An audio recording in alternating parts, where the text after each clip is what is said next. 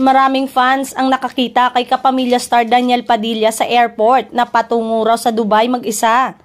Isang Jess 5 ang nag-upload ng kuhang larawan at video kay Daniel habang nakapila ito sa immigration.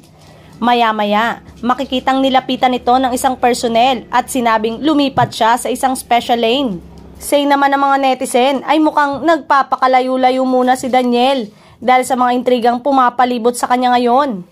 Enjoy Daniel sa mga camel, bakasyon muna malayo sa mga marites, lalayo muna sa mga intriga, malayo sa mata ng mga balita, takas muna sa mga intriga si Boy, hindi makayabang now, so fly muna sa Dubai.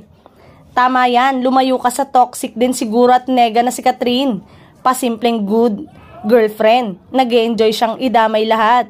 Samantalang, humingi ng pasensya si Daniel Padilla sa lahat ng mga taong sumusuporta sa kanya, lalong-lalo na sa mga Katniel fans. Naka-unfollow na si Catherine Bernardo sa kanyang ex-boyfriend na si Daniel Padilla. Sa Instagram, makikitang wala na ang pangalan ni Daniel sa mga pina-follow ni Catherine, pero sa Instagram account ni Daniel, pina-follow pa nito si Catherine. Maaalalang sa kasalan ni na Robby Domingo at Mikey Pineda, naglabasan ng mga video kung saan makikitang panayang dikit, hawak at pagbuntot ni Daniel kay Catherine. Marami ring netizen ang nakapuna sa mga video na naglabasan na hindi feel ni Catherine ang pagdikit ni Daniel.